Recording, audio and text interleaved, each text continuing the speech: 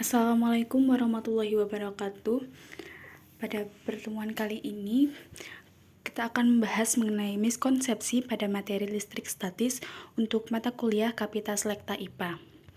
Sebelumnya, perkenalkan kami dari kelompok 8 yang beranggotakan Anissa Rizky Nur Fatmarini, NPM 19 10 30 30 63, Anissa Zahra Fauziah, NPM 19 10 30 30 99, Serliana Agus Lutfiani, NPM 19 10 30 30 03, dan Wahyu Puspita Ningrum, NPM 19 10 30 30 06.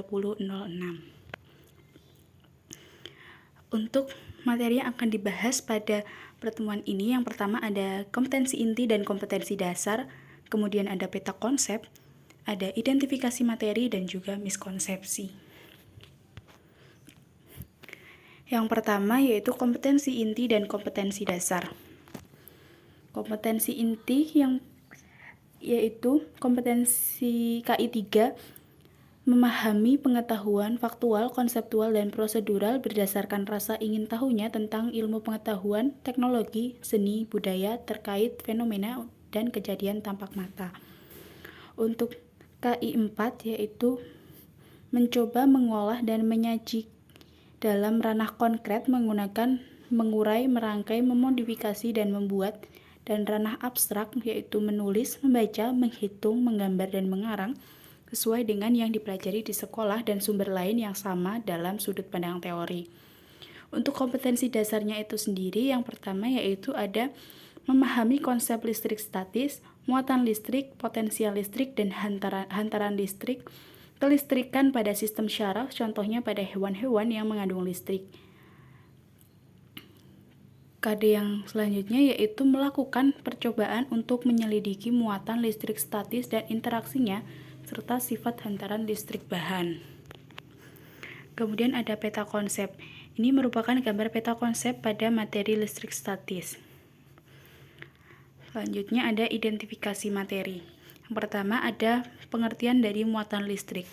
Listrik statis itu berkaitan dengan sifat kelistrikan suatu benda tanpa memperhatikan gerakan atau aliran muatan listrik. Sedangkan listrik dinamis merupakan kebalikan dari listrik statis, di mana listrik dinamis ini memperhatikan adanya muatan listrik yang bergerak atau mengalir. Adapun muatan listrik didefinisikan sebagai muatan dasar yang dimiliki partikel penyusun atom kecuali neutron. Hal ini dikarenakan muatan dasar hanya dimiliki oleh proton dan elektron. Selanjutnya, untuk mengetahui sifat kelistrikan pada suatu benda, maka perlu dipahami terkait konsep atom. Teori atom ini secara umum dijelaskan bahwa benda tersusun atas atom-atom sejenis.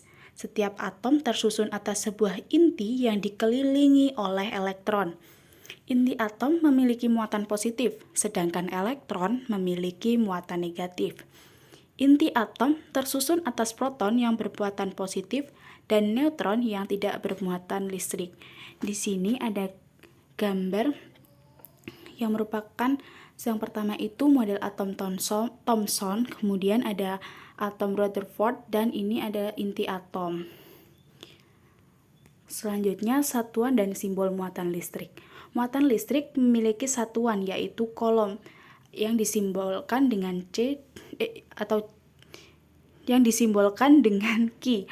Muatan listrik yang terdapat dalam suatu benda dapat berupa muatan negatif atau elektron atau berupa muatan positif atau proton, di mana muatan listrik ini merupakan total atom yang terdapat dalam suatu benda.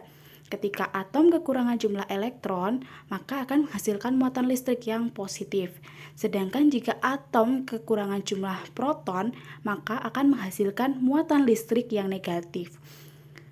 Kemudian menurut Robert Andrew Millikan, satu muatan listrik itu sama dengan 1602 dikali 10 pangkat min 19, atau dengan kata lain, satu muatan listrik proton maupun satu muatan listrik elektron sama dengan 1602 kali 10 pangkat min 19.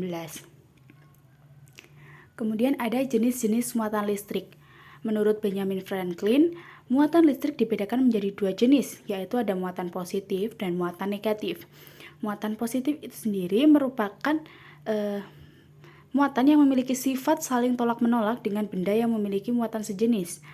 Sedangkan untuk muatan negatif merupakan muatan yang akan mengeluarkan sifat tolak-menolak jika suatu benda didekatkan dengan plastik atau benda yang memiliki muatan.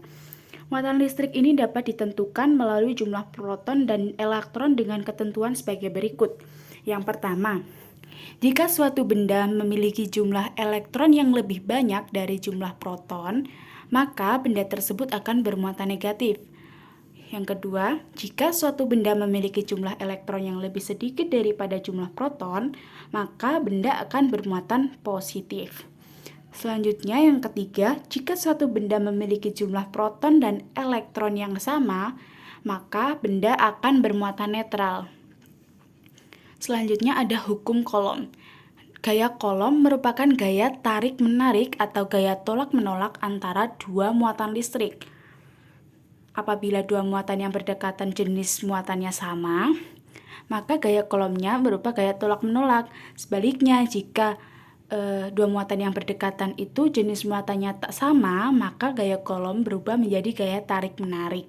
Nah, besarnya gaya Coulomb ini bergantung pada besar masing-masing muatan, yaitu Q1 dan Q2, dan juga kuadrat jarak antara dua muatan atau R kuadrat. Hukum Coulomb sendiri ini berbunyi, besarnya gaya tolak-menolak atau gaya tarik-menarik antara dua benda bermuatan listrik berbanding lurus dengan besar masing-masing muatan listrik dan berbanding terbalik dengan kuadrat jarak antara kedua benda yang bermuatan. Selanjutnya, jika muatan benda pertama dinyatakan dengan Q1 dan benda kedua dinyatakan dengan Q2, maka jarak antara dua muatan adalah R, sehingga besarnya gaya tolak-menolak atau tarik-menarik antara dua muatan sejenis maupun tak sejenis disebut dengan F atau dapat dituliskan sebagai berikut seperti pada rumus yang ada di gambar. Kemudian dengan K adalah konstanta perbandingan, dan jika di ruang hampa udara maka besarnya adalah 9 kali 10 Newton meter persegi per kolom kuadrat.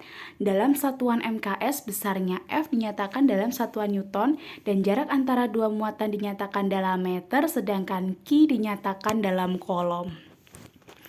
Selanjutnya ada miskonsepsi dan konsep yang benar. Nah, miskonsepsi yang pertama itu, siswa itu seringkali beranggapan jika dua benda saling digosokkan, maka elektron dan proton akan saling berpindah. Nah, untuk konsep yang benar, yaitu jika dua benda saling digosokkan, maka muatan yang berpindah itu hanya elektron. Selanjutnya, siswa beranggapan jika muatan suatu benda setelah digosokkan mengalami kelebihan elektron, maka muatan benda pada awalnya adalah negatif. Konsep yang benar, jika muatan suatu benda yang setelah digosokkan mengalami kelebihan elektron, maka muatan suatu benda pada awalnya sebelum diberi perlakuan adalah netral. Selanjutnya, jika ada siswa beranggapan bahwa medan listrik atau E adalah ruangan di sekitar benda bermuatan listrik yang mengalami gaya listrik. Konsep yang benar adalah E bukanlah medan yang dihasilkan oleh muatan uji. Adanya medan listrik ini disebabkan oleh sifat yang berasal dari sumber medan itu sendiri. Muatan uji terdapat bukan merupakan penyebab timbulnya medan listrik. Ketika muatan uji memasuki medan listrik, maka gaya listrik akan bekerja pada benda itu. Selanjutnya, siswa hanya beranggapan bahwa besar gaya listrik itu berbanding terbalik dengan jarak antara benda bermuatan. Untuk konsep yang benar adalah besar gaya listrik ini berbanding terbalik dengan jarak antara benda bermuatan dan berbanding lurus dengan jumlah perkalian muatan listrik pada kedua benda. Untuk miskonsepsi yang selanjutnya adalah siswa beranggapan bahwa ketika terjadi perpindahan elektron dari kaca ke kain sutra ini akan menjadi kelebihan elektron atau bermuatan negatif, dan elektron tersebut berhenti di kain sutra. Konsep yang benar, ketika terjadi perpindahan elektron dari kaca ke kain sutra, maka kain sutra akan menjadi kelebihan elektron atau bermuatan negatif.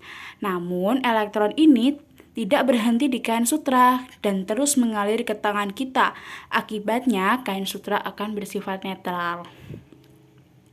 Sekian yang dapat saya sampaikan, kurang lebihnya mohon maaf. Wassalamualaikum warahmatullahi wabarakatuh.